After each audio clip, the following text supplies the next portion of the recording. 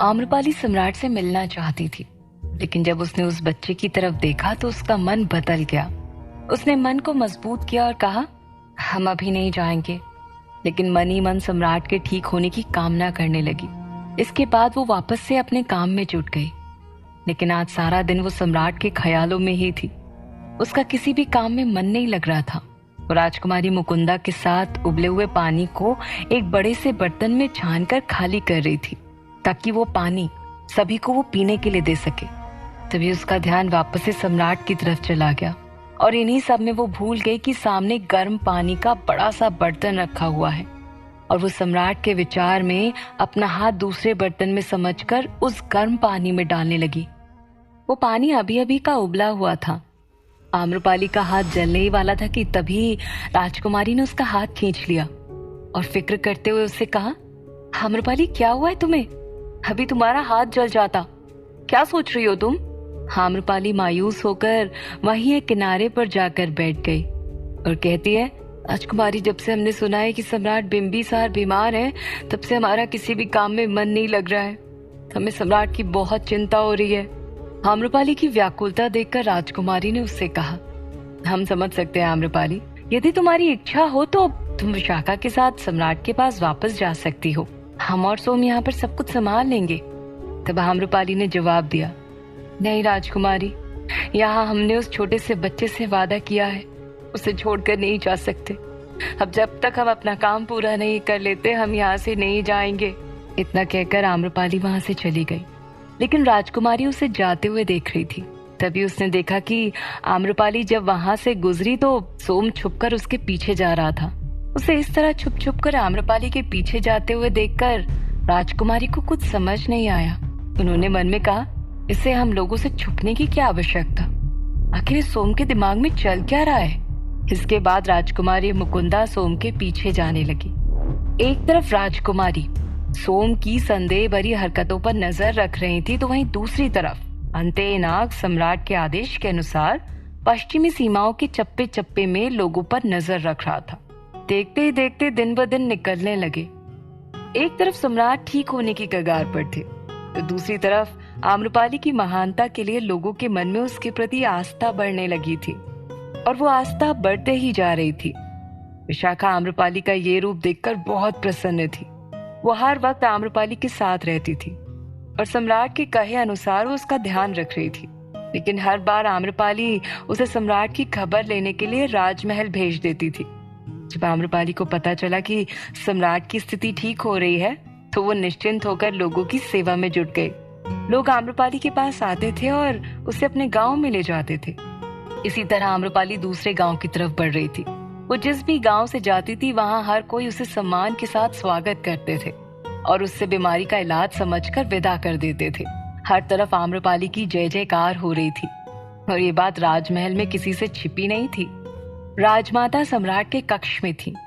उस वक्त राजमाता सम्राट के लिए खुद फल काटकर उन्हें दे रही थी और सम्राट, जो लगभग पूरी तरह से ठीक हो चुके थे, अपने बिस्तर पर ही टिक के बैठे हुए थे। कुछ ही देर में मुख्यमंत्री वसुदेव उनके पास आए। उन्होंने सिर झुकाकर दोनों का अभिवादन किया। उन्हें देखकर सम्राट की आंखों में उत्सुकता दिखाई देने लगी थी। उन्होंने कहा, वसुदेव जी, क्या खबर है आम्रपाली की? मुख्यमंत्री वसुदेव ने उन दोनों की तरफ देखते हुए कहा, सम्राट, देवी आम्रपाली ने वो कर दिखाया जो कोई भी साधारण व्यक्ति नहीं कर सकता था। उन्होंने लगभग पश्चिमी क्षेत्र के जुड़े सभी गांवों को ठीक कर दिया है। चारों तरफ लोग देवी आम्रपाली के गुणगान गा रहे हैं। हर किसी के मुख में सिर्फ उन्हीं का नाम है। ये सुनकर सम्राट के चेहरे पर मुस्कान आ गई और राजमाता, वो तो हमेशा की तरह अपनी गंभीर मुद्रा में ही बैठी हुई थी। अगले ही पल सम्राट ने कहा, यदि ऐसा है तो जल्द ही उन्हें महल वापस ले आइए। अब तो ऐसा लग रहा है जैसे बरसों हो गए उन्हें देखे हुए। तब वसुदेव ने कहा, सम्राट, पश्चिमी गांव का एक आखिरी गांव बचा हुआ है जहां देवी आम्रपाली जाने वाली हैं। यदि आप कहें तो हम उन्हें अभी वापस ले आते हैं।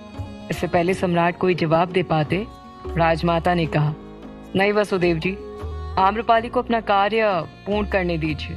हाँ, हम ये स्वीकार करते हैं कि उन्होंने सराहनीय कार्य किया है, लेकिन हम नहीं चाहते कि उनका एक भी काम बच जाए। वो जिस नेक काम के लिए निकली है, यदि वो उसे पूरा करके लौटेंगी तो हमें ही नहीं बल्कि पूरे मगध को उन पर गर्व होगा। लेकिन राजमाता, सम्राट राजमाता को समझाना चाहते थे कि आम्रपाली को उस आखिरी गांव में जाने की कोई आवश्यकता नहीं है, उसने पहले ही पूरे गांव को ठीक कर दिया है।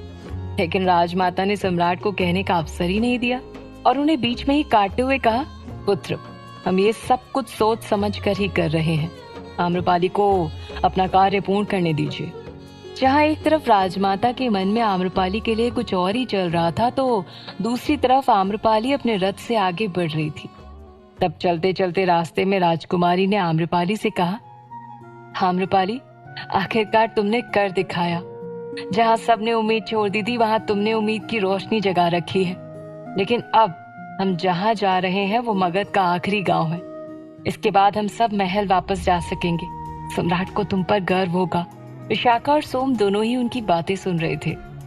आम्रपाली ने राजकुमारी को जवाब दिया, राजकुमारी, हमने ये सब कुछ अकेले नहीं किया है।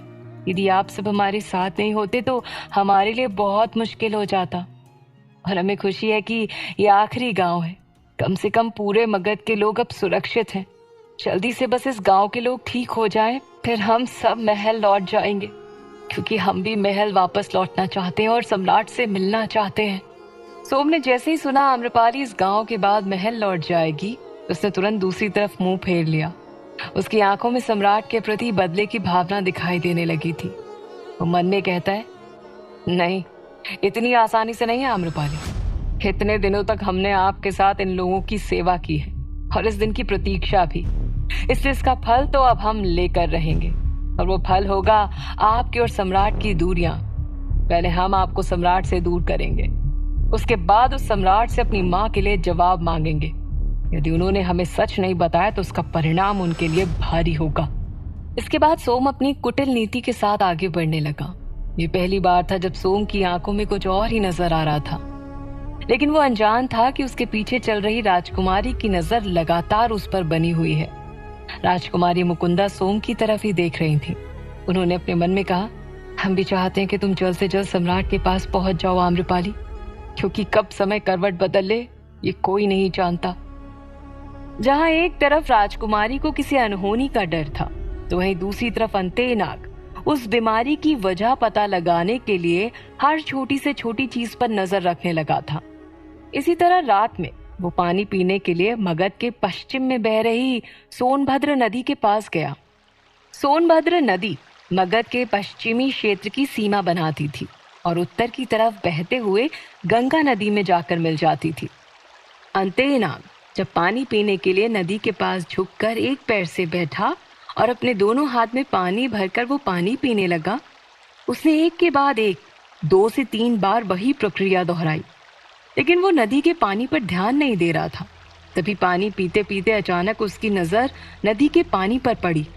उसने देखा कि एक हल्के सफेद रंग का कोई पदार्थ नदी के साथ आगे बह रहा है। उसने जब और अच्छे से ध्यान दिया तो उस पूरी ही नदी में वो सफेद रंग का पदार्थ फैला हुआ था। ये नदी के पानी में क्या है? क्या हो सकता है ये? सोचते हुए अंतेनाग नदी के पानी को हाथ में लेने की कोशिश करने लगा, लेकिन वो सफेद पदार्थ हाथ में आते ही पानी के रंग में बदल रहा था। अंतेनाग को कुछ समझ नहीं आया, इसलिए वो सफेद पदार्थ किस तरफ से आ रहा था ये देखने के लिए वो नदी के विपरीत दिशा में आगे बढ़ गया। कुछ दूर चलने के बाद उसने देखा कि जहाँ से सोन नदी आ रही है उसके अंतिम बांध पर कोई आदमी खड़ा था, जिसने खुद को गाढ़े नीले रंग के कपड़े से ढक रखा था। उसने अपने सिर पर पगड़ी बांधी हुई थी और उसी के कपड़े से उसने अपने पूरे चेहरे को ढक रखा था। उसके पैर के पास एक बड़ा सा बोरा रखा हुआ था और वो लगातार उसे वही सफेद रंग का पदार्थ निकालकर बांधकर पानी में डाल रहा था। वो पदार्थ भुरभुरा और बुरादे की तरह था, जो पानी में मिलकर मगध के पश्चिमी क्षेत्र की तरफ जा रहा था। वो आदमी इतनी तेजी से वो काम कर रहा था मानो कि कोई उसे देख ले, इससे पहले वो वहां से चला जाना चाहता था। वो सफेद पदार्थ को काफी सुरक्षित ढंग से नदी में डाल रहा था ताकि वो सफेद पदार्थ उसके शरीर को स्पर्श न कर सके। अंतेनाग उसे देखकर सतर्क हो गया। उसने कहा, आखिर ये आदमी नदी के पानी में मिला क्या रहा है और ऐसा वो कर क्यों रहा है? इससे पहले कि वो अंतेनाग को देख पाता, अंतेनाग पलक झपकते ही वहां से गायब हो गया और देखते ही देखते वो उस व्यक्ति के पीछे जाकर खड़ा हो गया। अंतेनाग पीछे से ही उसके कंधे को थपथपाते हुए कहता है, ये सब क्या चल रहा है यहाँ पर? और इस सफेद पदार्थ में ऐसा क्या है जो इतनी रात में तुम इसे नदी में मिला रहे हो? अंतेनाग को देखकर वो आदमी वहां से डर कर भागने लगा। तभी अंतेनाग ने उसे वापस पकड़कर अपनी तरफ खींच लिया और उसकी गर्दन को दबोचते हुए कहा, इसका मतलब तुम कुछ गलत कर रहे थे, अन्यथा तुम हमें देखकर भागते नहीं। चलो चुपचाप ये बताओ कि आखिर ये सफेद पदार्थ है क्या? वो व्यक्ति घबराया हुआ था। वहां अंधेरा था, सिर्फ चांद की रोशनी की वजह से चीजें दिखाई पड़ रही थी, इसलिए वो व्यक्ति अंतेनाग की आंखों को नहीं देख पाया था। उसने अपने बचाव के लिए उस सफेद पदार्थ को अंतेनाग के मुख पर डाल दिया, जिससे अंतेनाग विचलित हो गया और उसके हाथ से वो आदमी छूट गया। अंतेनाग के हाथ से छूटते ही वो व्यक्ति दूर जाकर खड़ा हो गया और तेज आवाज में हंसते हुए कहा, तुम अभी जानते नहीं हो कि ये क्या चीज है। जब ये तुम पर असर करेगी तो तुम्हें सब कुछ पता चल जाएगा। अंतेनाग का पूरा चेहरा सफेद हो गया था। वो पदार्थ उसकी आंख में चला गया था, जिसकी वजह से उसे सामने कुछ भी दिखाई नहीं दे रहा था। वो व्यक्ति निश्चिंत होकर आराम से धीरे धीरे जा रहा था। उसे विश्वास था कि अब अंतेनाग उसके पीछे नहीं आएगा, लेकिन कुछ ही देर में उसने अपने सामने अंतेनाग को देखा और वो उसे देखकर घबरा गया और डरते हुए कहता है, तुम्हें कुछ नहीं हुआ? जिसे सिर्फ पानी में पीने की वजह से लोग बीमार पड़ रहे हैं, तो इसे तो मैंने सीधे तुम्हारे मुख पर डाला था। इतनी देर में तो तुम मर जाते, लेकिन तुम्हें कुछ नहीं हुआ, कैसे?